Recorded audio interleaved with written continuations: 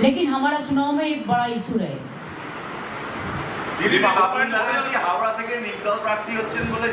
দেখুন আপনাদের আমি একটা কথা বলি, আমি শুনেছি এটা আমার কানে এসছে।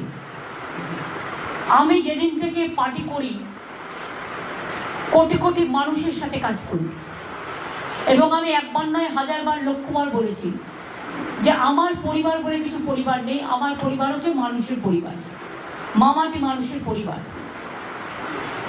আর আমাদের পরিবারে যদি রক্তের পরিবার ধরেন, নিউ জেনারেশনদের নিয়ে, যেমন পাহাড়ে কিছুদিন আগে একটা বিয়ে হলো, আমাদের প্রায় 32 জন মেম্বার আছে পরিবারে। আমাদের কেউ কিন্তু এরকম নয়, এটাতে সবাই খুব ক্ষুব্ধ এবং আমি সরাসরি বলছি বড় হলে অনেকের লোভ একটু বেশি বেড়ে যায়। পরিবারটাকে বাদ দিয়ে যে যার খেলা খেলে।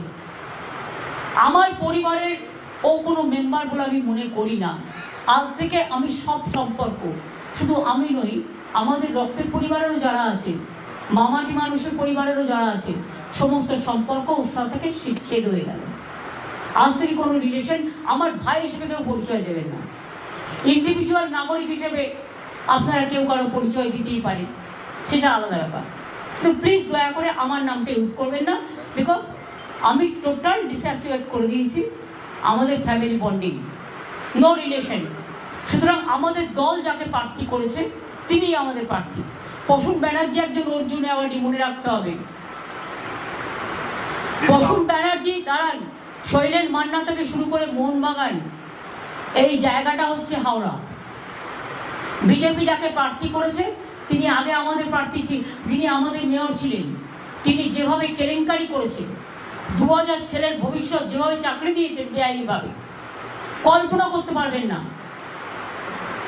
যদি তার সমস্ত কিছু বের করা যায়।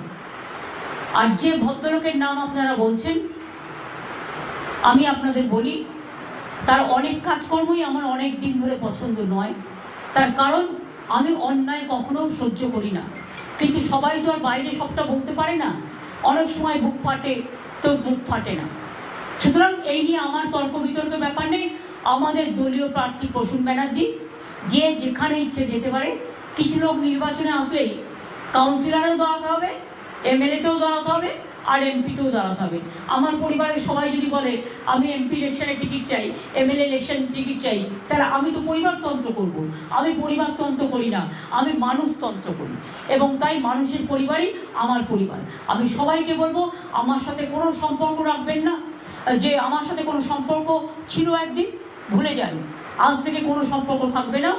যে যার স্বাধীনতা নিয়ে যেখানে ইচ্ছা লড়াই করতে পারে। আমি এত লোভী লোকেদের পছন্দ করি না। শুধু আজকে নয়, প্রত্যেকটা ইলেকশনই আমাকে অনেক অশান্তি করেছে, অথচ নিজেদের ছোটবেলাটা ভুলে গেছে।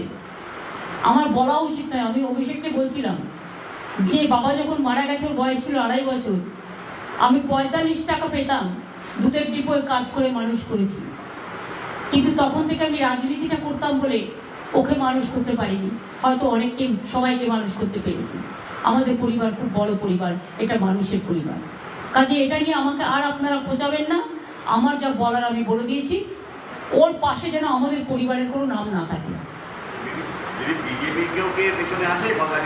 টোটালটাই আছে, তারা সবসময় 23 কোটি 25 কোটি 30 কোটি ঘর ভাঙানোর খেলা প্রতি ইলেকশনেই করে। এর আগেও আমি অনেক দেখেছি, অনেকবার, বারবার। কিন্তু আমি তাও বলি, ওরাই তো পরিবারতন্ত্রের কথা বলে, কিন্তু আমি পরিবারতন্ত্র করি না। একটা জলজান্ত উদাহরণ দিয়ে দিলাম, আমি মানুষের পরিবার করি। এবং প্রসূন ব্যানার্জি আমাদের প্রার্থী, প্রসূন ব্যানার্জিকে জেতানোর দায়িত্ব আরো বেশি আমাদের বেড়ে গেল। আর আমি আমাদের তৃণমূল কংগ্রেসের সকলকে বলবো, যারা আমাকে একটু ভালোবাসে, মামাটি মানুষ যারা আমাকে একটু ভরসা করেন, প্রসূন ব্যানার্জির প্রতি আপনাদের দায়িত্ব আরো বেড়ে গেল, দায়বদ্ধতা বেড়ে গেল। যেহেতু প্রসূন আমাদের প্রার্থী আর তাকে চ্যালেঞ্জ করেছে কিছু লোভী লোক, আমি এটাকে সাপোর্ট করবো না। সে তো স্বীকার করেছে বিজেপির সাথে তার রিলেশন আছে, সে তো স্বীকার করেছে, তো নতুন করে বলার কি আছে? সেদিন এই নিয়ে আমাকে আর কোয়েশ্চেন করবেন না। I have forgotten.